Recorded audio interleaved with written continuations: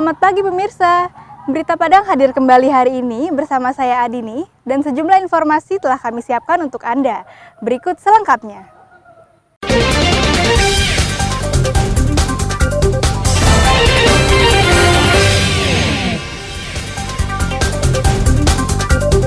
Jalan provinsi di Pasaman Barat lumpuh ditutup longsor. Sedang asyik konsumsi sabu-sabu di atas truk, dua pemuda di Padang diringkus polisi.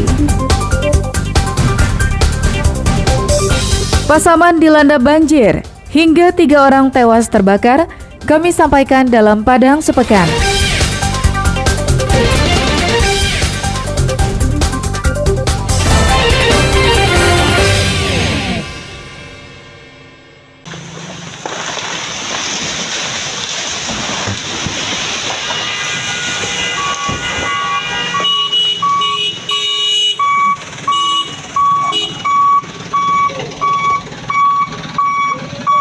Longsor di Polongan Anam Rimbotalu, Kecamatan Talamau, Pasaman Barat, kembali terjadi pada Kamis pagi. Material longsor menutup badan jalan setinggi 20 meter. Akibatnya, jalan dari arah Kecamatan Pasaman menuju Kecamatan Talamau ataupun menuju Sumatera Utara dan sebaliknya tidak bisa dilewati. Petugas Badan Penanggulangan Bencana Daerah Polres Pasaman Barat bersama warga setempat membuat jalan darurat yang hanya bisa dilewati sepeda motor. Petugas juga membantu sejumlah pengendara sepeda motor yang hendak melewati jalur tersebut. Menurut Camat Talamau, kawasan ini memang terkenal rawan longsor, sehingga masyarakat harus ekstra hati-hati saat melewati jalan ini.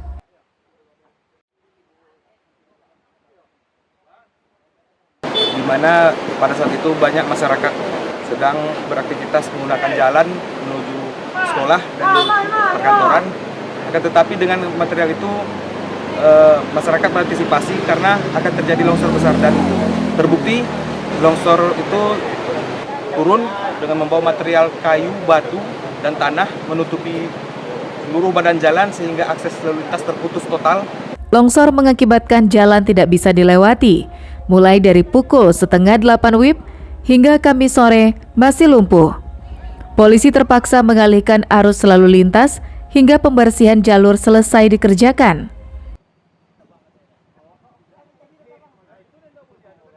Kemudian untuk akses jalan sementara ini kita tutup dan harus kita alihkan.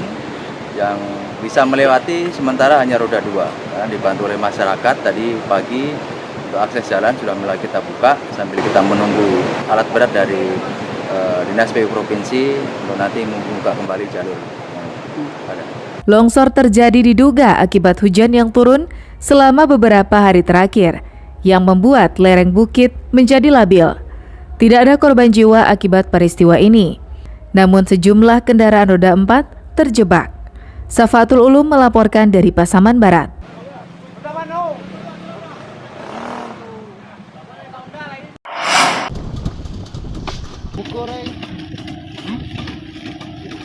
Seorang pemuda yang hilang saat memancing di pantai Batu Kucing, Nagari Sungai Pinang, pesisir selatan, Rabu sore ditemukan meninggal dunia. Korban ditemukan mengambang di laut, tidak jauh dari lokasi ia dilaporkan hilang. Korban ditemukan oleh tim SAR gabungan yang telah 3 hari melakukan pencarian.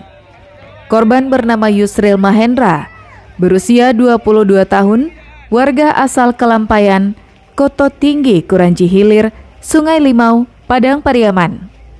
Usai dievakuasi, korban dibawa ke Puskesmas Tarusan untuk selanjutnya diserahkan kepada pihak keluarga.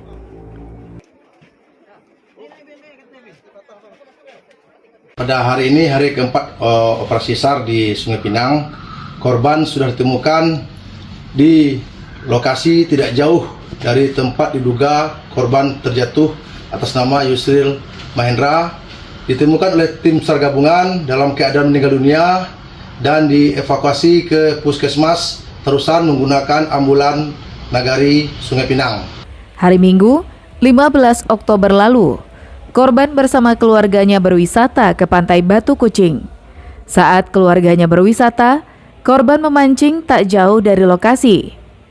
Saat hendak pulang ke rumah, korban tak juga kembali, sehingga dilaporkan hilang.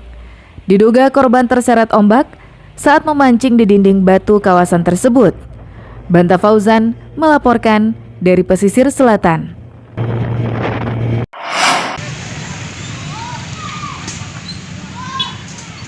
Banjir yang merendam Lubuk Sikaping, Pasaman, sudah usai.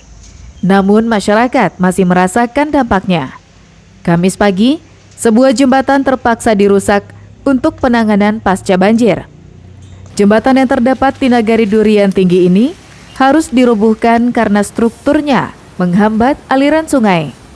Akibatnya, saluran air menuju batang penapang menjadi tersumbat.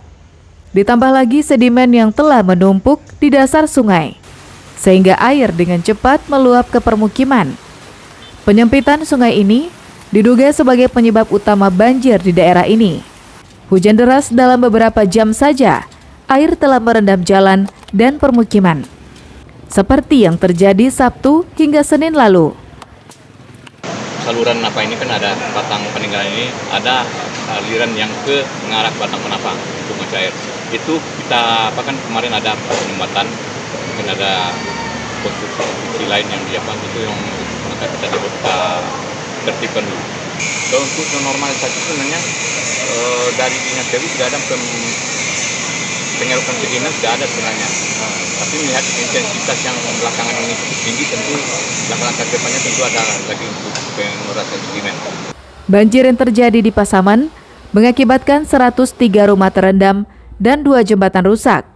Total kerugian masih dalam pendataan petugas.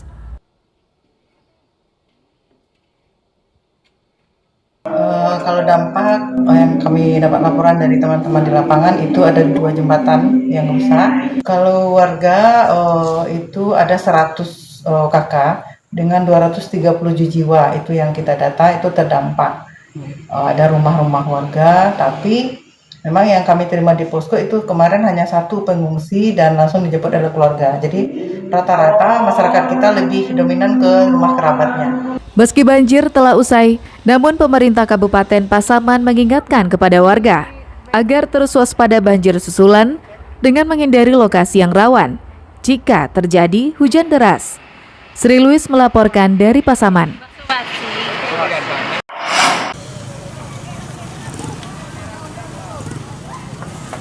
Setelah menunggu hampir 2 bulan, akhirnya jenazah Josi Putri Cahyani, warga Nagari Aur Malintang, Padang Pariaman, tiba di kampung halamannya. Mahasiswi yang sedang menimba ilmu di negeri Sakura itu ditemukan meninggal dunia, diduga korban pembunuhan.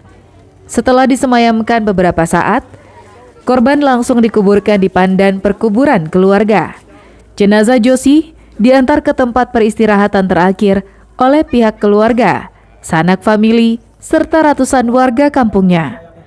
Nenek korban mengaku ikhlas melepas kepergian cucunya karena sudah dianggap takdir dari Yang Maha Kuasa.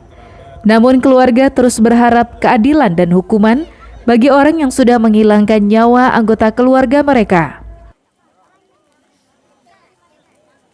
Ya, sudah diikhlaskan sekarang. Sebelum bertemu ya tidak terasa apa sakitnya. Tetapi sekarang sudah lega rasa di hati. Sudah nampak dengan kita. Sudah diantar semua kaum pemilih kita, kerabat kita lah. Dah senang sekarang.